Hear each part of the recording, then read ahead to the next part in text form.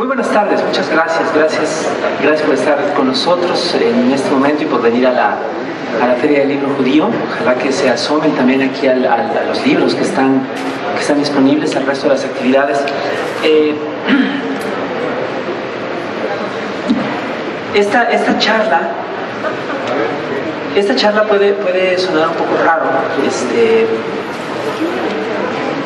El título,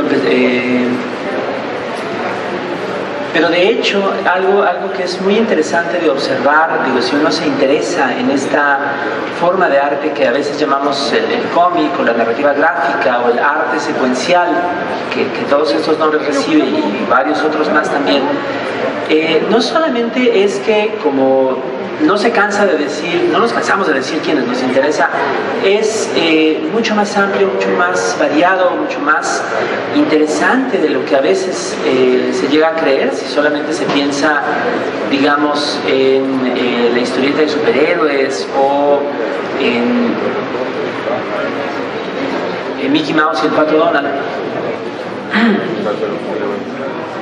O cualquier otra variedad, digamos, de las muy conocidas. No solamente esto, sino también la historia del cómic, de la narrativa gráfica, tiene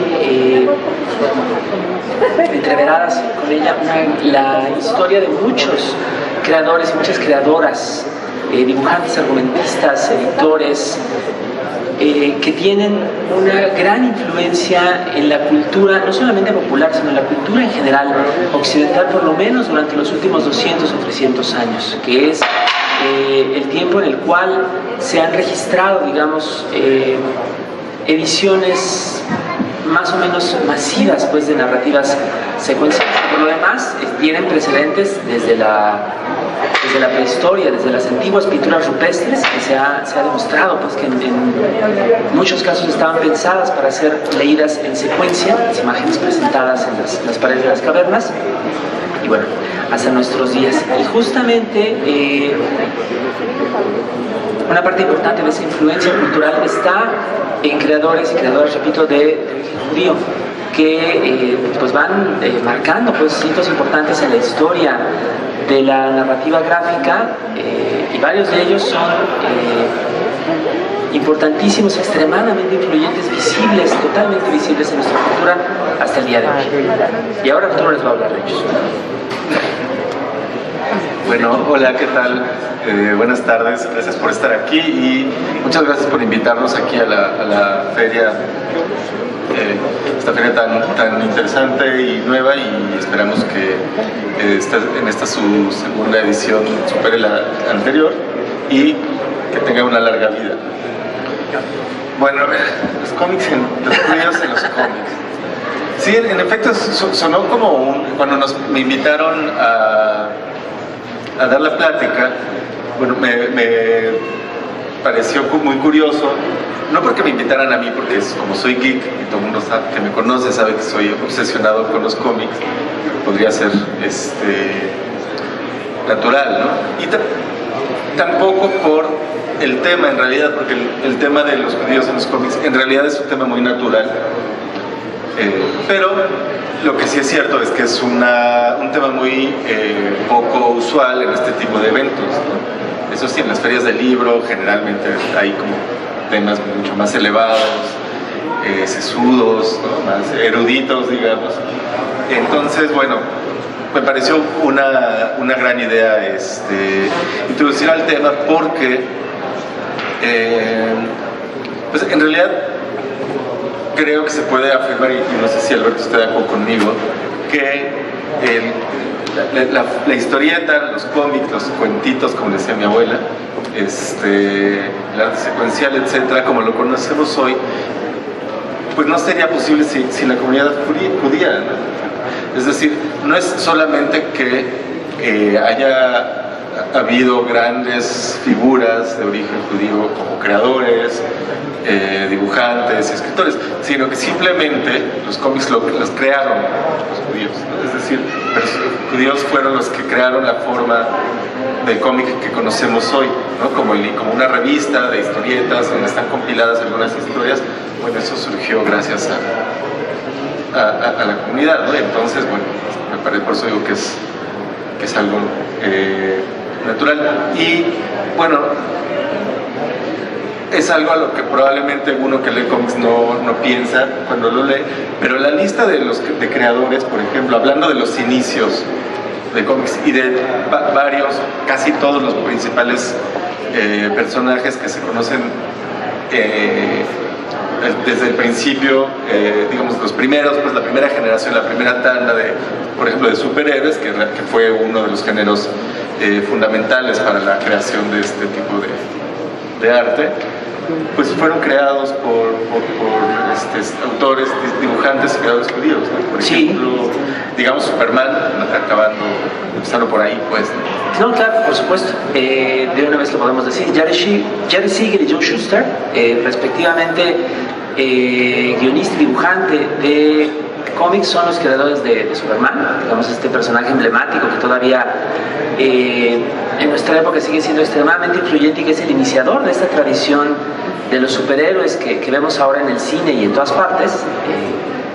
Ambos son judíos estadounidenses que, como varios otros creadores en el periodo, digamos, inmediatamente anterior a la Segunda Guerra Mundial, por ejemplo, la aparición de Superman data de 1938, es decir, cumple 80 años en este año.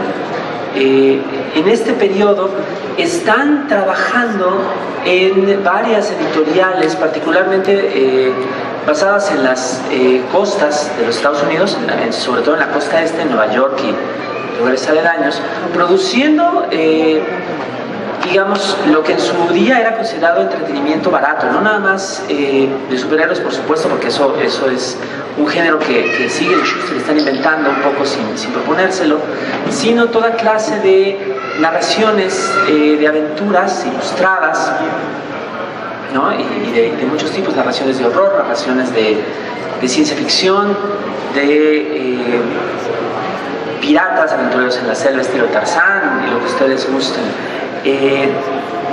No era entonces, como después se ha llegado a ver o a percibir quizá erróneamente, un trabajo glamoroso o una parte, digamos, de un gran imperio mediático. Al contrario, muchos de estos creadores estaban trabajando a destajo en condiciones bastante desventajosas y de hecho todavía más en muchos casos, en la mayoría de los casos, fueron explotados y después despojados de sus derechos autorales, hasta el punto de que durante décadas después de la creación y del enormísimo éxito de Superman y de todos los otros personajes que vinieron después, tanto en la compañía que publicó inicialmente estos cómics como en otras que vinieron después, durante décadas hubo largas y muy complejas peleas legales por los derechos de los personajes.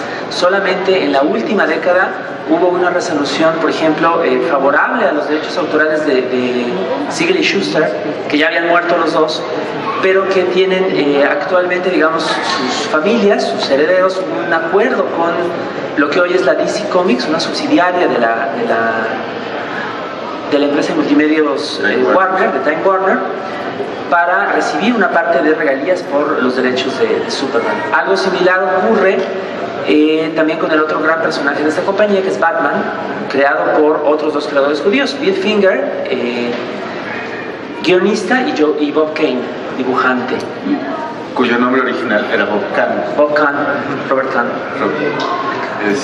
Sí, de hecho, ahorita por ley, bueno, ya digamos por el acuerdo, está establecido como acuerdo que cada vez que aparezcan estos personajes específicos, en general ya la mayoría, pero específicamente estos, tienen que aparecer los créditos, ¿no? Que fue una pelea que se ganó larga y que se ganó hace relativamente poco.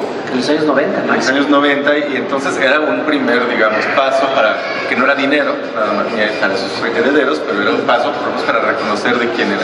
Entonces, si ustedes ven cualquier película, serie, cómic o lo que sea en la que aparezcan estos personajes, siempre tienen que decir, ¿no? Creado por Jerry Siegel, Joe Shuster o por Bob Kane, etcétera, ¿no? Y sí, las condiciones en las que esto eran producidos los cómics, bueno, y leídos. Sí, claro. Era curioso, porque lo leían los niños, o sea, se dice, y los soldados en la Segunda Guerra, ¿no? Los soldados se los mandaban mucho, que eran como muy pocas las oportunidades de entretenimiento, pero pues, llevaban tamos de cómics para que leyeran, ¿no? De ahí también se fue presentando. Sí, justamente otro personaje importante de esta misma época, el Capitán América, es uno que se crea expresamente para aprovechar, digamos, el auge del patriotismo estadounidense durante las vísperas de la Segunda Guerra Mundial, que es también obra de dos creadores judíos, Joe Simon y Jack Kirby. Kirby posteriormente tuvo una carrera muy brillante como historietista hasta bien entrados los años 80, trabajando para la DC, la compañía de Superman y Batman, pero también para la Marvel, que fue donde hizo varios de los personajes más emblemáticos de aquella compañía, los que ahora vemos en las películas 2 o 3 veces al año, ¿no? Los Cuatro Fantásticos, los Hombres X, el Hombre Araña, el Hombre de Hierro, Iron Man, sí, Hulk, etcétera, etcétera, etcétera. Una de las creaciones recientemente más famosas de Kirby, de hecho, es la Pantera Negra, Black Panther, ¿no? Que tiene, digamos, otra influencia cultural interesante. Todos estos son personajes que están, digamos, otra vez moviéndose en una economía muy complicada, muy explotadora, que empieza siendo, digamos, la recuperación después de la Gran Depresión en los Estados Unidos y después la economía de guerra, ¿no? Muchos de las revistas que se producen en este periodo no solamente se hacen, digamos, para un mercado que se considera muy fugaz y que no va a durar y que representa el consumo de productos efímeros. Además, muchos de los insumos que se hacían para estas revistas, incluyendo, bueno, el papel, las grapas para las hojas, la impresión, se hacían del modo más barato posible, ¿no? Con materiales de la menor calidad que se podía encontrar, con la idea de que se pudiera economizar y se les pudiera después reciclar, digamos, para otros productos, sobre todo en un momento dado productos que tuvieran que ver con la fabricación de armas u otros mercancías para el uso bélico, ¿no? Que en un momento dado fue una de las grandes fuentes de auge industrial de los Estados Unidos. Por esta razón, curiosamente, muchas de estas revistas, muchos de estos ejemplares que en su momento se distribuyeron por decenas o centenares de miles en los Estados Unidos y en otros países, desaparecieron, fueron destruidos, fueron reciclados, y actualmente ejemplares supervivientes de las primeras apariciones de estos personajes, ¿no? Como el número 1 de la revista Action Comics de noviembre del 38, donde aparece Superman por primera vez, o el número de 1939, el número 27, curiosamente, de Detective Comics, que es donde aparece por primera vez Batman, ahora se venden en las casas de subastas por millones de dólares, porque nada más hay 1, 2, 3, 4 en el mundo. Oye, ahorita que dices esto de economizar, ¿sabes? A mí una de las historias que más me gustan en ese sentido es el origen del color de Hulk. También creado por Jack Kirby, por supuesto. Originalmente en el primer número, hasta todo el mundo identifica, supongo yo, a Hulk, ¿no? Porque hasta había una serie en los 80, ¿no? Que era muy dramática. Ahorita salen las películas. Sí, ahorita salen las películas y todo el mundo lo ubicamos como verde, ¿no? Originalmente, en el primer número era gris.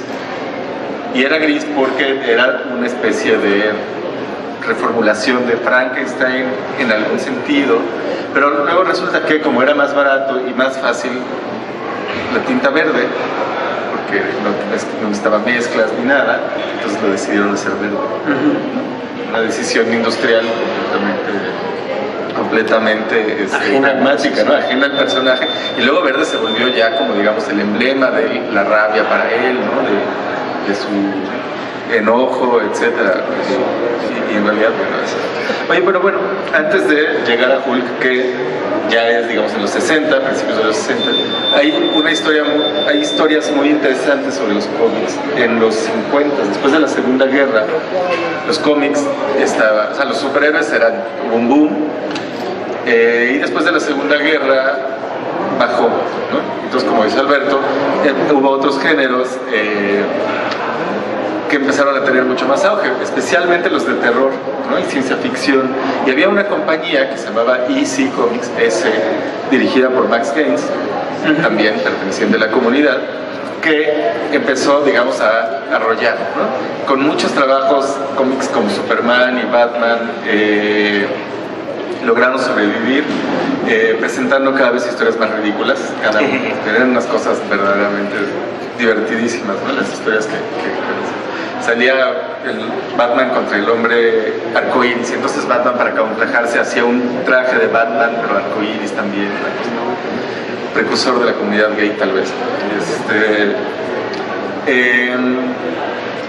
Bueno, entonces resulta que tenían tanto éxito estos cómics, otros, ¿no? De horror, ficción, que tenían, supongo que para nuestra época podrían ser bastante inocentes, pero para la época pues eran considerados violentos. Y entonces y estaban dirigidos por Max Gaines y Harvey Kurtzman, otro personaje también muy importante en la historia de los cómics, hasta que salió un libro famosísimo de un psicólogo. Claro, sí. Frederick Wertham. Sí. Frederick Wertham, que se llamaba La seducción de los inocentes, donde decía que los cómics eran los causantes de todos los males de la juventud, que eran los que estaban llevando a los jóvenes al vicio, a la perdición, etc. Y entonces esto ocasionó grandes audiencias, esas que hacen en Estados Unidos del Congreso, donde llaman a todo el mundo, de audiencias públicas, llaman a todo el mundo a declarar. Entonces lo que se dice es que hubo una especie de confabulación, de complot de los competidores de DC Comics para, para acabar con su negocio, ¿no? Y entonces crearon una cosa, antes de que, de una manera autónoma, antes de que el gobierno impusiera alguna regulación, una cosa que se llamaban el Comic Code Authority, ¿no? La autoridad, un código de cómics, ¿no? La autoridad. Que era censura. Básicamente un mecanismo de autocensura, porque era algo que no estaba impuesto por el gobierno, eran reglas que ellos mismos se ponían, en donde no había, por ejemplo, durante años no se podía mencionar la palabra drogas, muchos años, no podía haber besos, no podía haber un montón de cosas por el estilo. Pero entonces, evidentemente, sí, efectivamente lograron, como era imposible bajo este código, seguir creando estas cómics que eran la Vault of Horror, ¿no? Cuentos de la cripta. Cuentos de la cripta, que claro que luego se hizo serie y películas y todo. Entonces, pues esta editorial la tuvo que cancelar, pero a cambio de eso hicieron una revista en otro formato, más grande, sin el sello del código y dirigida a otro público, aunque también lo leían los jóvenes, pero en principio más para adultos, que es una revista famosísima hasta la fecha, que es MAD, la revista MAD, y siguió, ¿no? El legado de Max Gaines y Harvey Kurtzman a través de MAD. ¿Cómo se llamaba? Era la serie, ¿cómo decían que eran los colaboradores? Era la pandilla usual de idiotas. Y la pandilla usual de idiotas, exacto. Y What Me Worry. Una revista satírica, pues, que sin duda habrán visto ustedes en alguna ocasión, de la cual se deriva además el trabajo de muchísimos creadores que fueron, cobijados sobre todo por Kurtzman, que como algunas otras personalidades también de este medio, no son solamente creadores, sino también editores, ¿no? De las peores épocas de la censura, hacia los años 80, que buena parte del cómic estadounidense experimenta un cierto renacimiento. Quien guía las historietas de la DC, ¿no? Como a través de los tiempos malos y hacia más allá de ellos, es otro editor de origen judío, Julius Schwartz, ¿no? Que trabajó con todos los grandes creadores de 3 o 4 décadas, y también otro editor muy importante en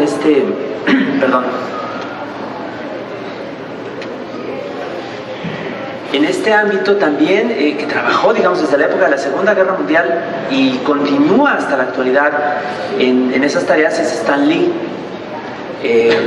cuyo nombre es Stanley Lieber, a quien muchos de ustedes habrán visto también en las películas de la Marvel, porque sale siempre en algún cameo en todas, ¿no?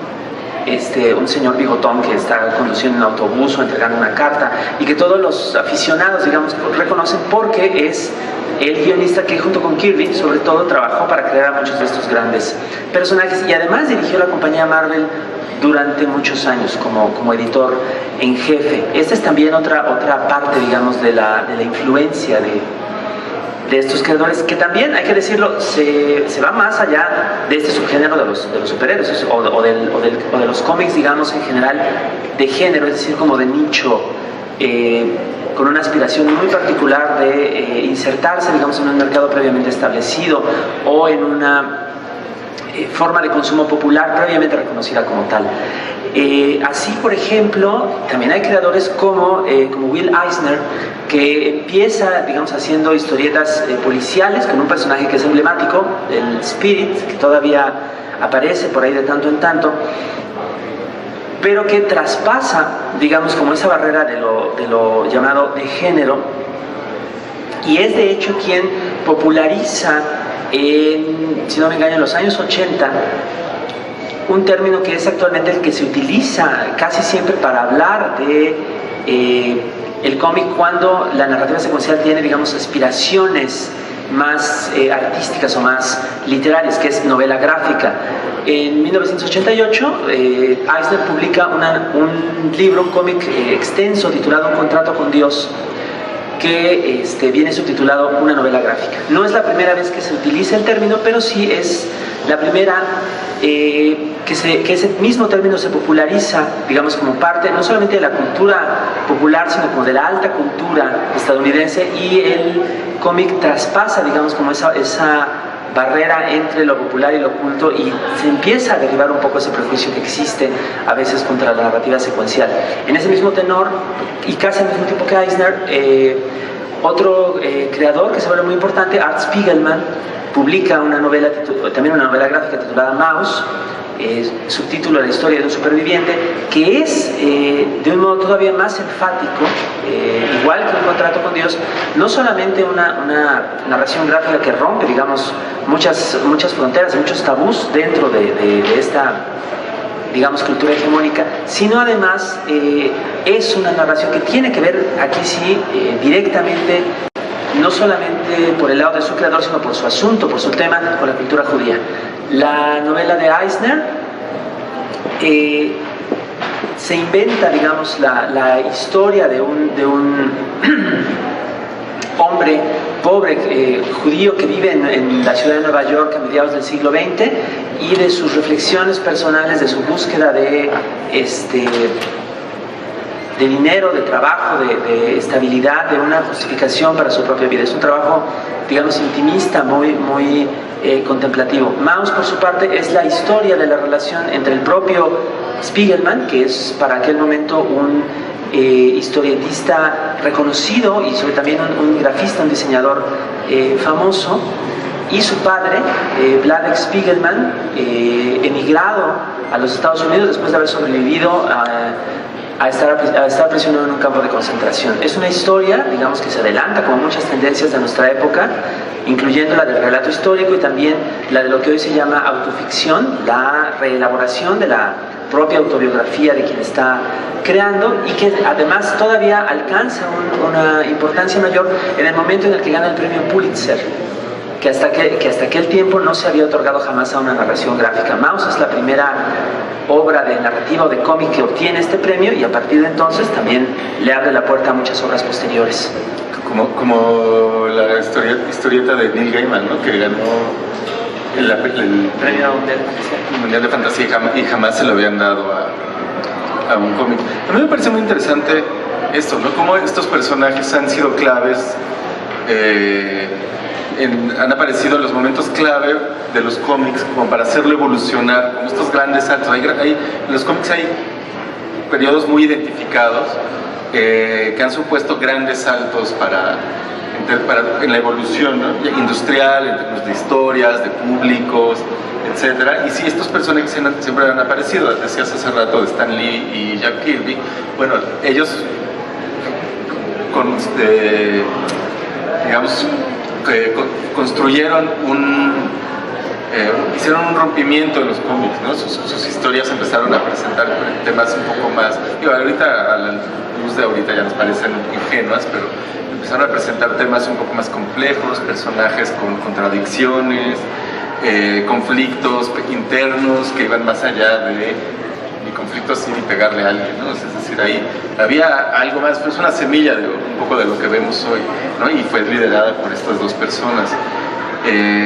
Y luego Bill Eisner también, no solamente digamos que fue el inventor también del género novela gráfica, que para mi gusto es un género muy mal entendido todavía, pero además fue el primero que dio pie como para que los cómics se pudieran, digamos, estudiar de una manera, teorizar, ¿no? Digamos, voy a teorizar acerca de los cómics, no solo como fenómeno cultural, porque eso de alguna manera se podía hacer antes, sino como término, como en términos, digamos, lingüísticos, ¿no? En términos de su lenguaje, de su estructura interna, de la forma de contar historias, de las especificidades narrativas, pues, ¿no? Él fue el primero que inició con eso, que luego Scott McCloud, bueno, ya lo... Claro, sí, efectivamente, el otro libro importante de Eisner, bueno, tiene una obra tremenda, pero el otro libro que hay que mencionar en ese contexto, justamente pensando en lo que dice Arturo, es un tratado, no una obra gráfica, sino un ensayo que se llama Cómics y Arte Secuencial, que es donde se inventa este término,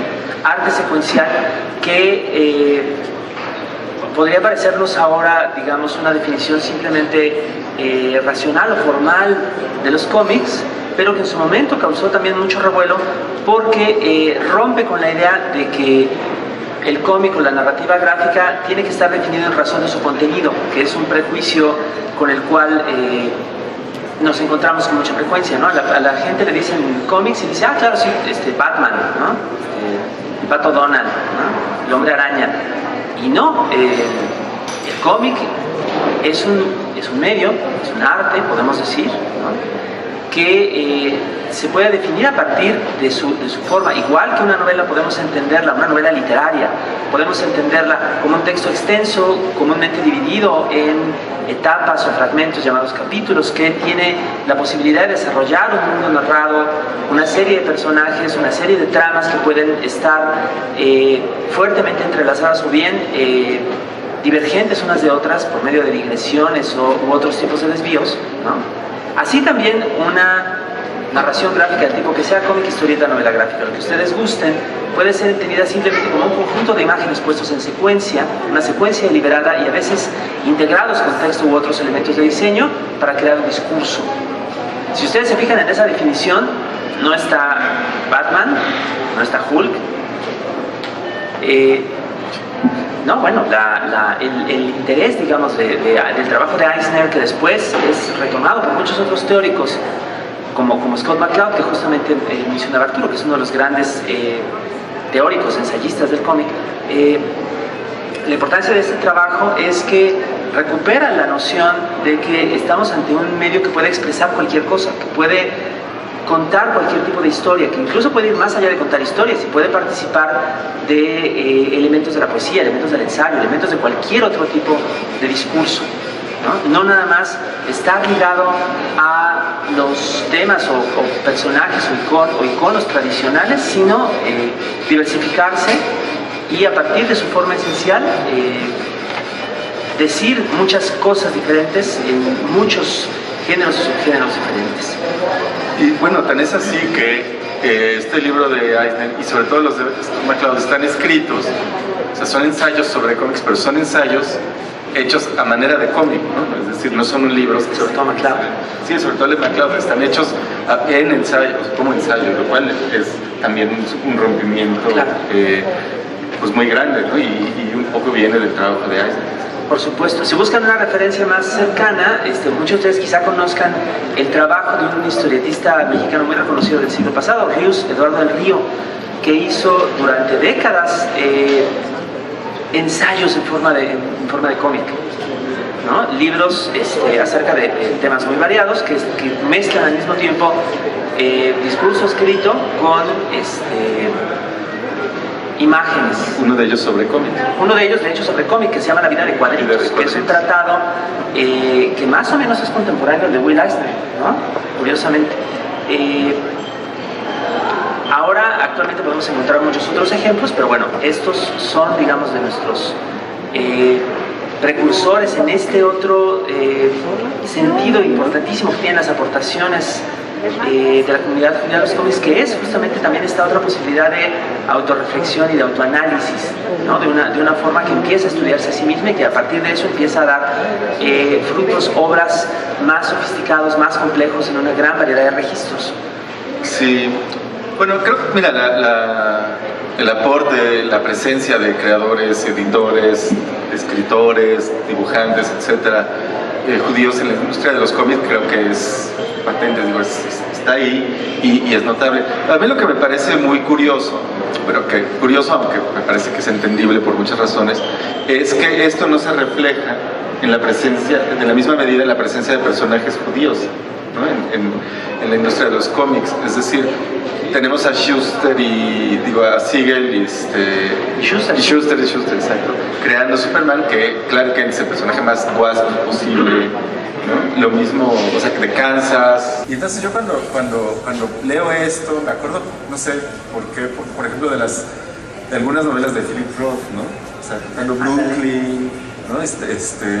Nueva York en esas épocas, Brooklyn, jóvenes en estas, digamos, comunidades, ¿no? En estos barrios, pues, judíos, que crecen ahí, ¿no?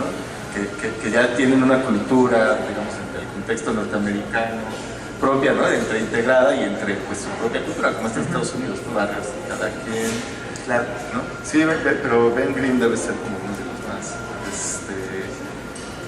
pues, de los más famosos y entrañables, aunque no todo el mundo lo identifica así. Pero hay, por ejemplo, otros, ¿no? No sé, ¿te acuerdas?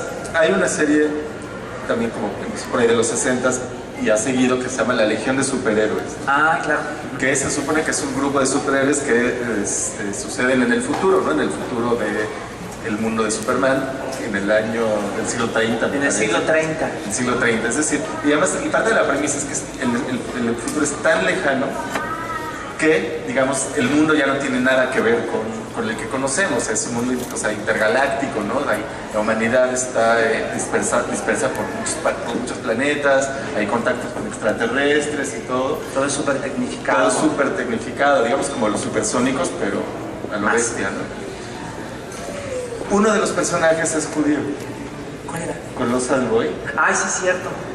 Entonces es muy bonito pensar que esa tradición, esa religión ha logrado superar todavía otros 1000 años para llegar al siglo 30. Sí, y tantos cambios, porque es un mundo, se supone, laico, ¿no? Es decir, digamos, ninguno de los demás personajes en general está identificados con religión, ¿no? Pero pero el chico colosal, sí. ¿Y sabes quién también es medio judío? Y eso lo descubrí hoy porque estaba leyendo. Booster Gold. ¿Booster Gold? También es del futuro, un futuro todavía más lejano, y es medio judío, por parte de su madre, me parece.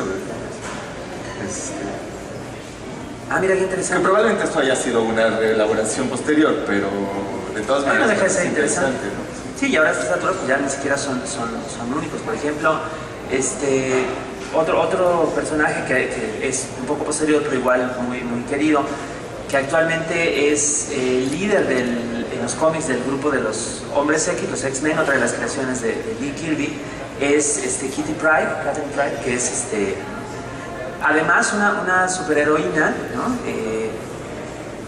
Que no solamente, digamos, es judía y declaradamente judía, ¿no? Y que además en muchos de sus cómics celebra, digamos, fiestas y otro tipo de celebraciones, pues, dentro de esa tradición, sino que además en varios momentos de sus diferentes apariciones, ya tendrá unos 30, 40 años de existencia, ha tenido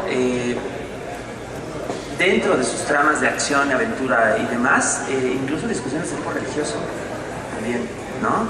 Por ahí en varios momentos se ha abordado directamente esta relación, digamos, de la religión, de la tradición, con las preocupaciones habituales del subgénero de superhéroes, ¿no? Acción, aventuras, golpes, patadas, rayos de colores, ¿no? Y eso lo hace también un personaje muy redondo, muy interesante, ¿no? ¿Cuál otro actor? Harley Quinn. Harley Quinn. Pues parece que por lo menos está en la lista, aparece como dentro de la lista de personajes. Este también lo han visto, sin duda, en caricaturas o en películas, claro, del Escuadrón Suicida. Es muy interesante eso porque este es un personaje, digamos, también en una posición muy curiosa porque técnicamente no es un superhéroe, es más bien pues un antihéroe, ¿no? o una villana incluso, ¿no? Porque su posición, digamos, en el espectro moral de este tipo de historias es una posición muy ambigua. En ciertos momentos es adversario de Batman o amiga del Guasón, y en otros momentos jala por su lado, ¿no? Y hace sus propias cosas, sus propias aventuras, pero no, digamos, en esta gradación o en esta división, pues como muy maniquea, muy de blanco y negro, los buenos contra los malos, ¿no? Es un personaje más ambiguo. Sí, ¿y qué me dices de Sabra? Bueno, Sabra es todavía otra cosa, ¿no? Eso es interesante. Es un personaje, digamos, ni siquiera es un personaje B, que es un personaje C dentro del universo de Marvel, ¿no? Me refiero a que es un personaje que no tiene una historieta propia, que aparece de repente por ahí como antagonista, o como compañera, o como colaboradora, pero que es un agente secreto. Y además un agente secreto israelí. Eso es importante. Este es un personaje no judío-americano, no asimilado, sino israelí, que de pronto interactúa con otros personajes del es como la Viuda Negra, ¿no? Pero digamos, ándale, de Israel. Sí, de Israel, ¿no? Por ejemplo. En otro tenor que todavía me acuerdo, esto es interesante porque también a lo mejor se habrán dado cuenta de que desgraciadamente hasta este punto no hemos hablado de ninguna creadora. Es justo lo que voy a abordar en este momento. Llega usted en el momento indicado. Desgraciadamente también, y sobre todo en este ámbito al que nos hemos dedicado en este momento, por supuesto que hay creadores y creadoras más allá de esta cultura de la cual hemos estado hablando, ¿no? Pero, digamos, en este entorno, y sobre todo en el momento en el cual creadores de la comunidad judía ingresan pues, a este mundo de la publicación para crear cómics, historias gráficas, hay todavía una gran disparidad, una gran desigualdad en el trato entre hombres y mujeres, ¿no? En el ámbito de lo laboral, en el ámbito social. Es un problema que, como sabemos, desgraciadamente seguimos teniendo, aunque se han hecho avances en tal sentido. Entonces no es tan común encontrarse en aquellos primeros tiempos con creadoras. Esta situación va cambiando posteriormente a medida que se van haciendo reivindicaciones sociales relacionadas con los derechos de las mujeres. En muchos casos se enarbola como una precursora importante a una historietista y artista visual que se llama Charlotte Salomon, que es de hecho judía austríaca que murió en el campo de concentración de Auschwitz, pero antes pudo producir una obra importante que se ha venido rescatando en años posteriores y de la que el libro central es uno que se llama Vida o Teatro. Bueno, así se llama, y es pues como una especie de diario íntimo, ¿no? Realizado de forma gráfica acerca de las dificultades del periodo de entreguerras, sobre todo para las mujeres de la comunidad judía, en un mundo que se está volviendo cada vez más represivo y cada vez más amenazado pues, por los regímenes fascistas, ¿no? A partir de la figura de Salomon, hay en los años 60 varias creadoras judías que retoman esta idea, sobre todo de la narración autobiográfica, autofictiva, también en tono, digamos, intimista, contemplativo, pero que la muestran o la ofrecen en un circuito editorial completamente distinto del de las publicaciones de superhéroes, que es lo que en su momento se llamó la historieta underground, o los cómics, pero con X al final, ¿no? Donde se habla mucho de figuras de la contracultura como Robert Crumb o como Gilbert Shelton o como varios otros por el estilo, pero donde hay también un palmarés muy interesante de creadoras, como por ejemplo, aquí tengo apuntados varios nombres, Trina Robbins, Sharon Rudolph, Diane Newman, Joey Epstein, Karin Leshen y Aline Kominsky. Aline Kominsky posteriormente se casó con Robert Crumb, y por ahí la pueden encontrar como Aline Kominsky Crumb, pero su propia obra, independientemente de la de su marido, su obra gráfica sobre todo es muy interesante.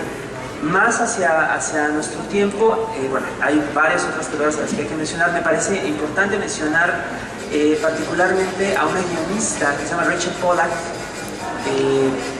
Algunos de ustedes habrán oído de su hermano, el director Stephen Pollack, director de cine.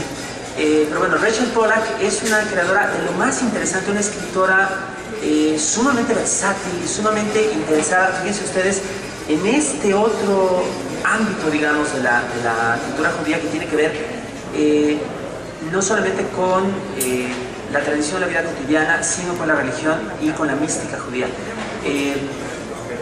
En una serie que Pollack toma durante los años 90, que es una serie de la compañía DC que se llama Doom Patrol, ella utiliza a la hora de construir sus guiones elementos de la cábala judía para ir transformando lo que en principio era una especie de historia de superhéroes de por sí, digamos muy influyente con algunos guionistas anteriores, en una especie de reelaboración para finales del siglo XX de muchos temas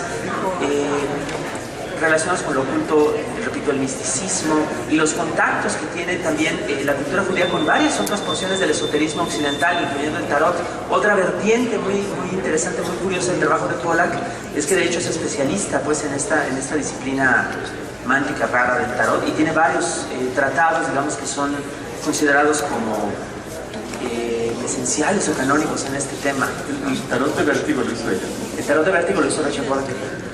Vértigo era una, digamos, de DC Comics, una derivación, un subsello, en el cual empezaron a publicar historias para lectores maduros, así decía, ¿no? Y ahí fue también otro de los grandes rompimientos en la industria, porque empezaron a traer una serie de escritores y escritoras muy interesantes, muy sofisticados, y que estaban explorando muchos géneros, entre ellos Rachel Pollack, y en algún momento se les ocurrió hacer un tarot, así de veras. Hicieron un tarot que ahorita debe ser carísimo porque fue una edición limitada, en la cual los personajes de Vértigo, digamos, representaban algunas, ¿no?, de las figuras de las cartas, y eso lo hizo Rachel Pollack. Los arcanos, y Rachel Pollack lo hizo. Si les interesa también conocer un poco de este proceso, que repito, es una parte de algo todavía mayor, de un proceso histórico muy grande y muy disperso por el mundo. Pero si les interesa conocer algo más de cómo se realiza, digamos, este encuentro o esta asimilación pues, de la cultura judía dentro de este ambiente editorial particular, pueden leerse una novela de principios de este siglo, del año 2000, que se llama Las sorprendentes aventuras de Cavalier y Clay, de Michael Chabon, otro autor judío, que se imagina, digamos, a sus propios escritor y guionista a la manera de C.B. Schuster, de Finger y Kane, de Lee Kirby, empezando a abrirse paso por el medio editorial estadounidense en los años 40. Además, esta historia se entrevera con la historia real. Uno de los personajes es ciudadano estadounidense, el otro es inmigrante polaco, recién llegado de la persecución en circunstancias muy azarosas. Los dos se involucran con la industria editorial, los dos se involucran con el esfuerzo bélico durante la Segunda Guerra Mundial, los dos intentan abrirse paso en el proverbial modo de vida americano, ¿no?, tratar de cumplir con el famoso sueño americano. Y es una novela, digamos, por una parte muy sentida, muy reveladora, digamos, de muchos detalles de la cultura judía, igual que, como bien decía Arturo, los libros de Philip Roth, uno de los grandes precursores en este aspecto durante el siglo XX. Y además una que muestra de forma muy colorida, muy brillante, como ese momento de la cultura, pues, en el cual la narrativa gráfica empieza a abrirse paso hacia los públicos enormes de que goza en la actualidad.